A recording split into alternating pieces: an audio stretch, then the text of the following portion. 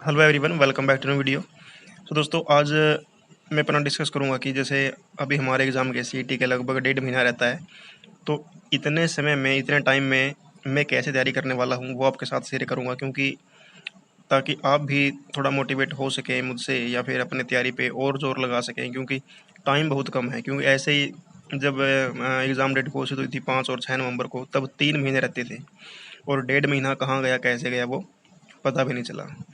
सो जो 15 सितंबर से 22 सितंबर, हालांकि आज 15 सितंबर है, आज से मैं शुरू कर चुका हूँ ये। जैसे क्या है, ये 1 वीक का मैंने शेड्यूल बनाया है और इसमें जैसे मैथ के चैप्टर लिखे हैं मैंने, हिंदी का लिखा है, इंग्लिश का लिखा है और हरियाणा जी के जो भी है वो 1 वीक में कंप्लीट करना है। ठीक है। यदि मैं बात करूँ मैथ की, तो जो 3 चैप्टर में करने वाला हूँ, loss profit, interest, time, distance और स्पीड का। ऐसा नहीं है कि पहली बार करने वाला हूँ, और आप भी तैयारी तो कर ही रहे हैं अपने अकॉर्डिंग मतलब कि जैसे easy level to hard level तक के क्वेश्चन आपने इन तीनों चैप्टर के 1 वीक में प्रैक्टिस करनी है। ठीक है।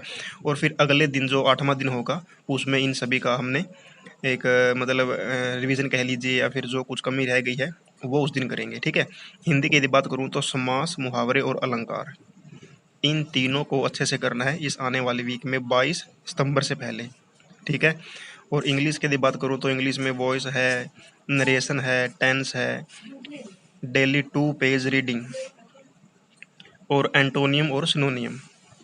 वॉइस, नरेशन, इन दोनों से हरियाणा में काफ़ी क्वेश्चन आए हैं और आगे भी आएंगे, ऐसी पूरे चांस हैं। टेंस भी काफ़ी इजी है। डेली 2 पेज मतलब क्या है कि आपने कोई भी इंग्लिश के न्यूज़पेपर पढ़ लीजिए, या फिर कोई आपके पास बुक है इंग्लिश में वो पढ़ लीजिए। क्योंकि कई बार क्या होता है कि इंग्लिश पढ़ने से हम सेंस से भी पता लगा सकते हैं कि इसमें जैसे प्रपोजिशन पूछ लेता है, या फिर कई बार वर्ब की फॉर्म पूछ लेता है कौन सी आएगी। ठीक है। और एंटोनियम, सिनोनियम, ये तो करने ही है, मतलब जितना आप कर सको उतने कर लीजिए। मैं तो डेली के 10 करने वाला हूँ। एक चीज़ कर लीजिए, ठीक है, एंटोनियम करिए या फिर सिनोनियम, दोनों करने की नीड नहीं है, क्योंकि ऑप्शन से भी कई बार हम क्वेश्चन को निकाल सकते हैं।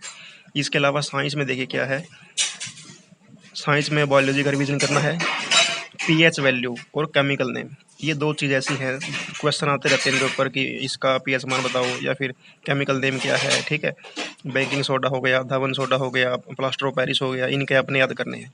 और एक स्पेशली पीरियोडिक टेबल, कम से कम आपको 20 तक जो हमारे एटॉमिक नंबर है वो आपको याद होने चाहिए, कम से कम 20 तक।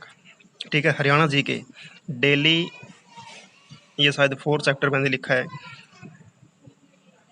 4 चैप्टर का रिवीजन करना है डेली।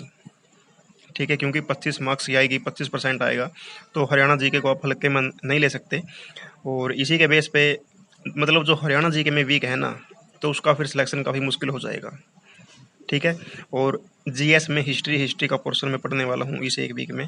हिस्ट्री के जो भी हमारी ल्यूसेंट की बुक है उसमें से ही पढ़ने वाला हूँ, और जो नोट्स मैंने बनाए हैं उनका भी रिविज़न होगा, रीजनिंग का। और सबसे इम्पोर्टेंट क्या है कि डेली 1 मॉक टेस्ट देना है हमें, कहीं से आप दीजिए, चाहे आप प्रीवियस ईयर का लगा लीजिए, टेक्स्ट बुक पे लगा लीजिए, या फिर आपके पास कोई और सोर्स है, तो डेली मतलब एक मॉक टेस्ट देना है। और उस मॉक टेस्ट में जो क्वेश्चन आपको नहीं आए या आपको लगता है कि इम्पोर्टेंट है, उसको अपनी कॉपी में लिखना है। और यदि इसमें से कहीं मुझे लगा कि कुछ कमी है या फिर कुछ इसमें से ऐड या कुछ कम करना है, तो टेलीग्राम पे आपको मैं बताता रहता हूँ। यदि आप में से भी कोई अभी तक टेलीग्राम ग्रुप में नहीं जुड़ा है, आप जुड़ जाइएगा, लिंक डिस्क्रिप्शन में दिया है। क्योंकि वहाँ पे मैं मेरा जो शेड्यूल है पूरे दिन का, जो मेरा रूटीन है पढ़ने का, वो आपके साथ शेयर करता रहता हूँ। कि जैसे अब मैं मैथ पढ़ रहा हूँ, इस बुक से पढ़ रहा हूँ, और अभी इंडिया जीके करेंगे, ये करेंगे, वो करेंगे। ठीक है। तो मतलब एक पूरा कंटिन्यूटी बनी रहती है हमारी और आपकी सभी की, ताकि एक जो भी मतलब हमारा जो ग्रुप है उसमें से मैक्सिमम चांस ये होने चाहिए कि हमारा सीईटी में या सीईटी के थ्रू हमारा सिलेक्शन होना चाहिए। तो ये सोचकर हम आगे बढ़ रहे हैं। सो आई होप आपको ये मेरा जो शेड्यूल है पसंद आया होगा, और आई होप आप इसको फॉलो करने वाले हैं।